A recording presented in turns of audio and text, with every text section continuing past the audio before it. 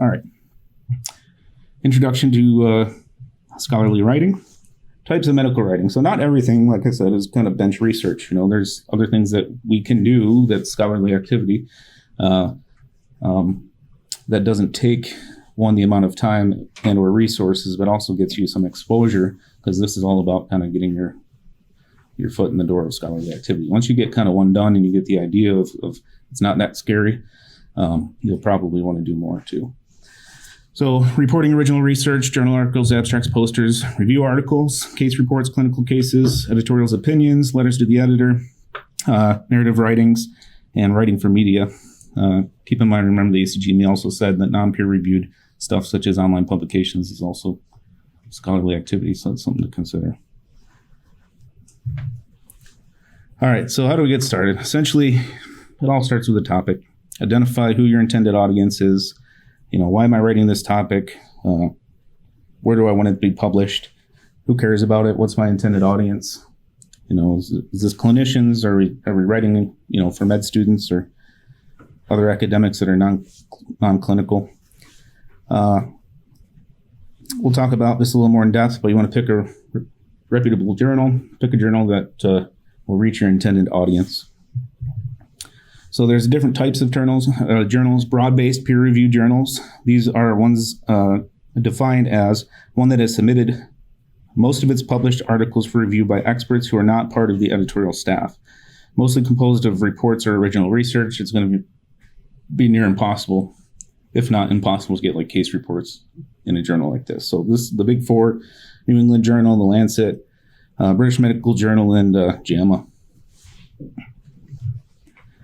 Specialty-oriented peer-reviewed journals is probably going to be, our wheelhouse for the most part. We'd be aiming for emergency medicine journals. But you don't have to do emergency medicine journals. You can go outside of that. Let's say you're on, see a cool oncology case or something like that, and, want to get it in an oncology journal. That's completely feasible. Some of these are supported by specific organizations such as Annals, which is endorsed and published by ACEP. American Journal of Emergency Medicine, published by AAEM. There's also controlled circulation journals. These are sometimes called throwaway journals. These can still provide great information, however, on practice management, clinical situations, etc. Some will publish articles that are fact-based and peer-reviewed, while others can be more opinion-driven. Some examples of this: postgraduate medicine, consultant, medical economics, and physicians management. And then there's online journals. Online journals is, specifically in the last few years, become pretty widespread. And just because it's online doesn't mean it's not good. WestGen last year decided they're not going to publish case reports anymore in their journal. There's just too many. I feel like that's good for us too, because I feel like in the last year it's been a little bit easier to get case reports through than it was the year prior, like substantially easier, because there's so many case reports flooding the market, and there's only so much paper in a journal. And so, unless you were insanely novel with the case that you're writing up, it just wasn't going to get published anywhere. Now WestGen has, a complete online publishing thing. There's no release dates, so if they want to publish it, they publish it like Kindle or paper. It's like they published it, and next day it was like online. So, all right, predatory journals. These are entities that prioritize self-interest at the expense of scholarship and are characterized by false and misleading information. They deviate from best editorial and publication practices, a lack of transparency, and use aggressive and indiscriminate solicitation practices. So you might be thinking, well, if I can get a paper published, why is that bad? Well, it's bad for a few reasons. You might get charged an exorbitant amount of money to publish in that journal. They're not really upfront about what it costs. You may not even get the notification that you owe money until after they accept the publication. A lot of times they don't even have any peer review. They just publish it because they want your money. If it's a paper that closes down in the future, essentially, and they have no storage base like PubMed or Embase, your journal's just gone forever. Your article's just gone forever. Your credibility as a scholar can be damaged. And if you ever go in the future to try to obtain research grants or other academic positions, that might look unfavorable on you if you do publish in a journal like that. So ways that you can spot a predatory journal. I'll show you kind of a more definitive way in a second, but always check the website. I looked up a couple of them last night, and they kind of look like garbage websites. They look like, somebody just threw them together. There's a lot of spelling errors in them. So make sure that the website one looks presentable. That can be a red herring if it doesn't. Check if the journal is a member of the DOAJ, COPE, OASPA, or SDM. These are all organizations that vet their members for adherence to specific publication standards. And sometimes they may say that they're members of that, but you can actually look that up to see if they are, because they may not be truthful. Check the journal's contact information, ensure it's truly from the country of origin. So if they say that they're a Canadian journal, and then all the correspondence is going through like the Middle East somewhere, that's something that raises a red flag. Research the editorial board. Any legitimate journal should have a list of all their editors and their editorial board. Make sure that if there's somebody on the editorial board, you can actually look them up, look at their LinkedIn, check them on ResearchGate and see if they actually link that they're associated with that journal. If they're not, then be suspicious. If you go to look at some random journal and you get Peter Rosen as the senior editor on it, okay, probably not. Take a look at their peer review process. Again, they should have it specifically outlined, like how long it takes, what they do, how many editors. There should be at least 2 reviewers on a publication. I've gotten their emails before about, publishing our journal. We'll take any format. We don't review it. Those are things that you don't stay away from that. Well, they might get it published, but if there's no peer review process, you can see how that'd be a bad thing when somebody goes to look up your name later and you're like, oh, they publish in this quality. So read through past issues of the journal as well. Make sure that essentially what they're publicizing, that they're publishing, is what they are. Predatory journal may publish just about anything. So if they say they're emergency medicine and they're publishing like oncology stuff, then you should probably question what's going on. All right, Beale's list. This is an archive list based on 52 different criteria that Beale made to kind of identify predatory journals. And they essentially kept an online database of all the list of all those journals. Last year they came, they were taken down, I guess, essentially because some members of the open access community had kind of objected to some of the standards. Essentially, some of the criteria was picking up legitimate journals, they thought. As of last night, they changed their website, but this is still the website. And what's at least nice on there is, maybe they will have ones that aren't predatory journals on there, but at least it'll kind of give you a starting point to kind of start screening through. There have been some successors since Beale's did close last year. This is predatoryjournals.com. And again, you can see they just list all the journals. So you can go in there and actually search for the journal that you're looking for and see if it's on that list. Both of those, Beale's and predatory journals. Predatory journals is essentially identical to Beale's, so you can get into one, do the other. This one literally just copy and pasted everything from Beale's, from what I could understand. And then they're also adding to this. So if Beale's isn't continuously updating, I'm not sure if they are, this one is. There's also Cabell's. I think that's how you say it. This is considered the most up-to-date and accurate. They have over 12,000 journals, predatory journals on their list. So there's a lot out there. The downside of this is you have to pay for access to it. They do have institutional logins. I don't know if our institution has one, but you can potentially log in if your institution pays for it. All right, indexing. Some journals are indexed, meaning that they are published in one of 3 different databases. This allows your article to be searched. There are really more indexes than this, but kind of these are big ones: PubMed, Embase, and Institute for Scientific Information. If you're going to put all this effort into designing an article, you should go for a journal that is indexed. So you don't necessarily have to do an indexed journal, but you really should. There's certainly enough out there, and if your material is quality enough, then you should be able to get it in there. So the impact factor. The impact factor is a method for rating the influence of a journal.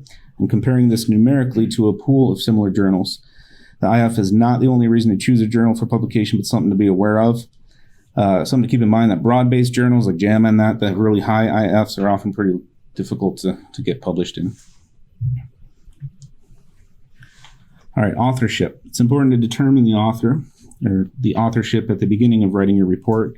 You don't want to get into it and say, hey, you're going to have one person be the first author and then they don't put any effort into it and then you do all the work and you're kind of in the middle. Not that that's necessarily a bad thing, but there are some perks to being the first author.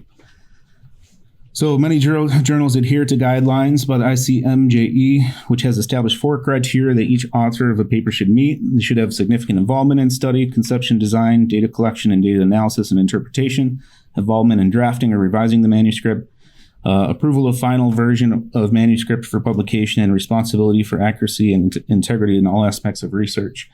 There was a meta-analysis last year that came out that showed like 18% of authors are essentially not involved with the research that they're on there for.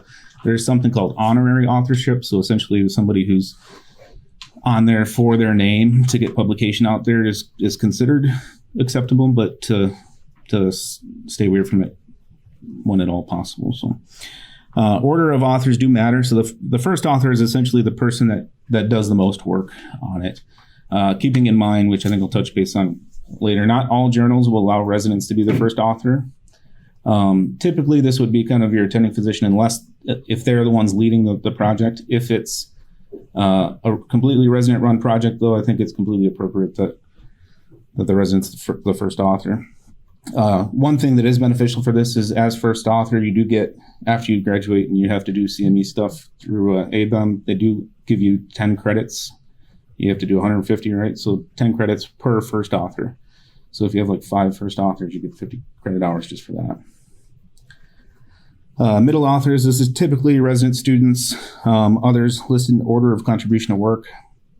So, and then last author, this is not, so the one thing about first author and last author actually has more, even though the first author is the first one on there, they're the ones that, the name is searched for. The last author is considered the overseeing kind of, the person in the paper with the highest clout, I should say. And so oftentimes this will be the principal investigator of a big research project, or it'll be the person who you designate as the editor of the design, or the most senior member on the team. So if you're not first, you're last, right? So, all right, the beginning of any article starts with a lit review. We'll talk about that in a future lecture. Essentially what you want to do is see what's already out there, what's already been written on the subject. You don't want to do the same thing that's already been done, because they'll come back and say this has already been done. So you essentially need to start with that and find out, what's already out there. How are you going to give your article flair to make it different from the others? Keeping up with bibliographies early on is important. Hannah and I are going through an article now, and by organizing in a certain way, which we'll talk about in a future lecture as well, makes it really easy on the back end to kind of organize your paper and keep it organized. When you're going to go and write, just sit down and write. You could potentially knock out a good review article or a case report, depending on how in-depth a review article is, in a weekend if you wanted to, if you really put forth the effort. So this stuff's not really that difficult to do. It just is time consuming, and you have to come up with a method that works for you. Managing citations and things of that nature can be difficult. If it's a small thing like a case report, I'll do that in a Word document and kind of manage it as I go along with summaries and such. But there are different software that you can use, like EndNote. EndNote costs money, but rumor has it we get it through Michigan State, so you can use it, and you can access it through the Michigan State Library. And they'll organize your bibliography. Mendeley is also a free service, I believe.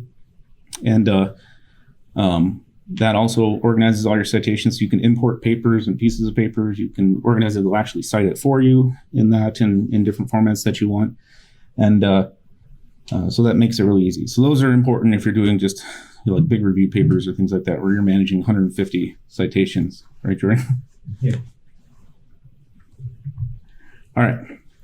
So the general structure of pretty much any paper you're going to write whether it be, just besides editorials perhaps, but each journal is going to have their own way of kind of how they want it organized, but pretty much everything's going to default to kind of this organization. You're going to have some sort of introduction, some sort of methods, which can just be potentially the context of the project, results that you had, and then discussion. For case reports, really kind of the materials and results is your case report part, and then you still have an introduction and discussion portion. So, whether or not you're doing big research or you're just doing a case report, it's all written kind of this way.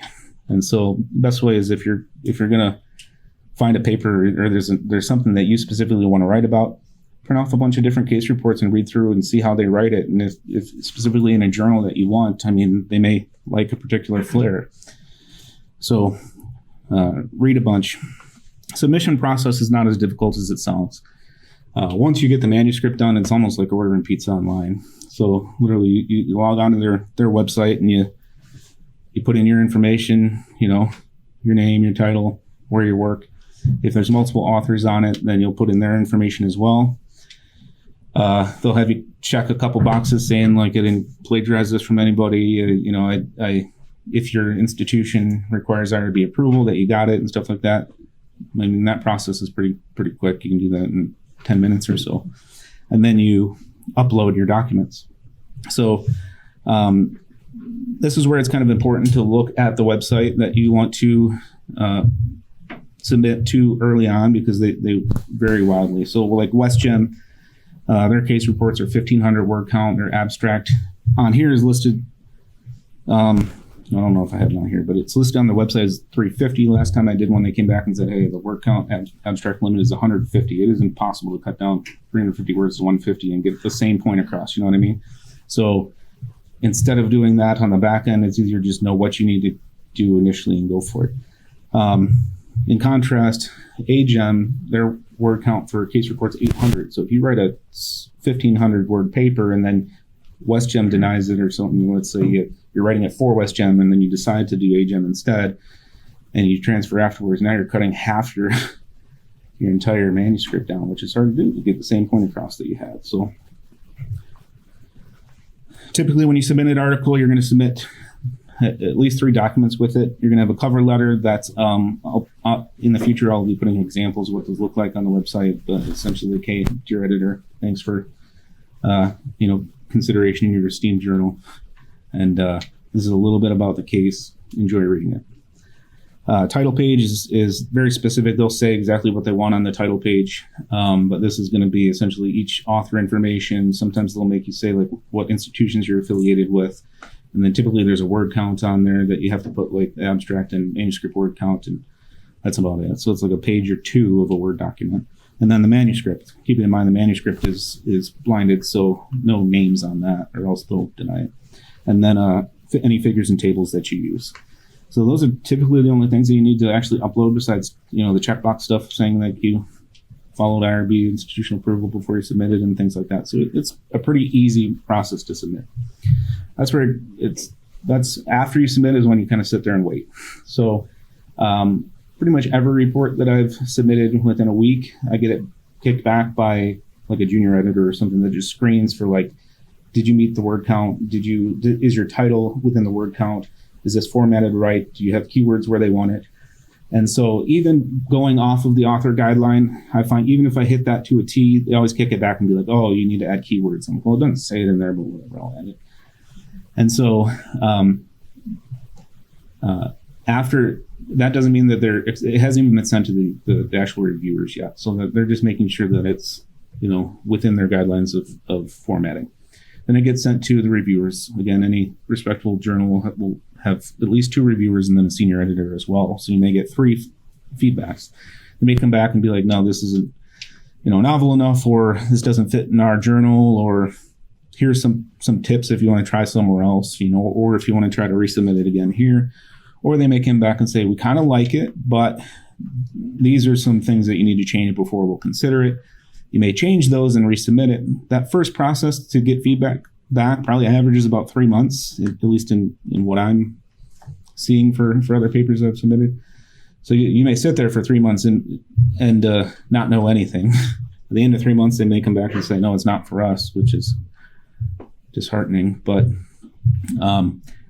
I find if they're going to deny it, they're going to deny it earlier on most of the time than that. And then, so after you resubmit your changes that they recommend, some of them are small changes, like, oh, you misspelled this word or this. Some of them will be like, add this resource and expand on this. And you're like, well, I'm already at 1,500 words. How am I going to do that? So one thing is they're not as lenient about word count on the second time. So if you have to go over on the second time or go over your resources, explain why you did it because it adds to the paper, and most of the time that's good. But really the bare minimum requirements of the word count and stuff like that is on your first submission. They may accept it after that. They may send it back with some minor changes. Most of the time on that will be small grammar stuff because they'll have, a senior editor that's really just looking for clarity and brevity and stuff. Typically, if you get past the first review and they send it back to you, that's a really good sign that they're truly interested in the paper. So it's important to be as specific with each change. They'll have you do track changes. You guys know how to do Word document track changes where you turn it on and everything you type in the document is logged on the side. Then you also have to summarize in an updated cover letter, specifically line by line, what you changed. So it can be a pain in the butt if they have a ton of changes. It can take a long time. So we'll go through examples at a later date on that and put examples on the website as well on what those look like. So after they accept it, you get published, you celebrate. Update your CV. All right, some tips and tricks. Again, not all journals will accept papers from students and residents as the first author. Initial reviews can take months, and revisions can take months sometimes too. So, let's say you're holding out for that low-hanging fruit of a case report, and you find something that you really like that you want to get published. It may still take a year to get that published sometimes. Sometimes it's a lot quicker than that, but sometimes it takes a long time just to get a case report through.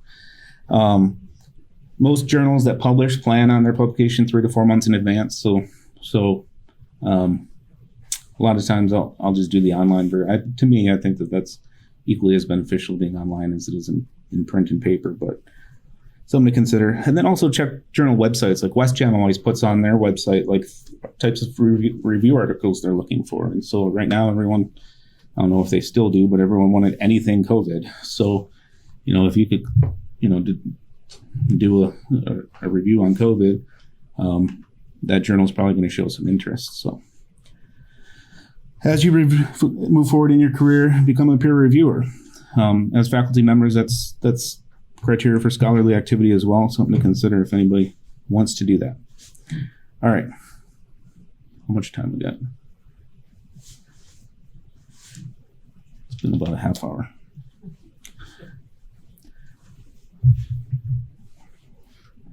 All right, we'll go through, this is all on the website, the next several slides. I'm not going to go into detail about specifically how to get through the IRB. That's a whole topic in itself. This is a general overview. But we should have some sort of timeline. So we're a 4-year program. Your first year, you should really be developing a hypothesis for what you want to do. Like I said, don't rely on a case report to fall into your lap because it may or may not happen. And even if you had a good, rare case you have, it's not enough to just be a rare case. It has to be novel and add to the literature in some way for them to publish that. So after you develop your hypothesis, you should really be starting your preliminary lit review in your first year. Establish commitment from a mentor and then complete your city training. Second year, you want to finalize your literature review.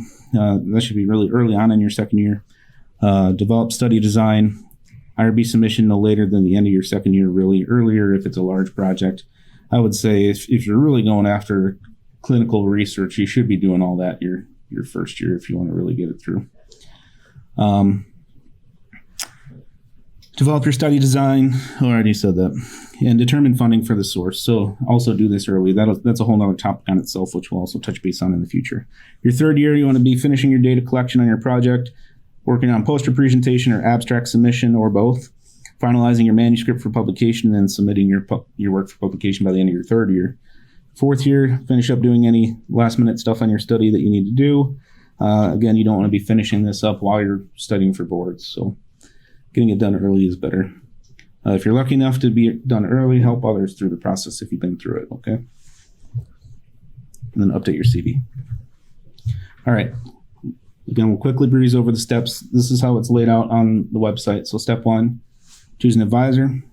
Step 2, think of a project. Step 3, team up. Especially if you're doing larger research, there's no reason that you need to be doing that alone. You work as a team. Step 4, lit review. Step 5, start organizing protocols. I have a link on here that goes to essentially how to develop protocols, and then I have several examples of different protocols based on the type of research that are kind of template outlined on there. Step 6, go through the Office of Research and Innovation. To do this, click that link to it'll take you to the Office of Research and Innovation website where you can actually put in a consult.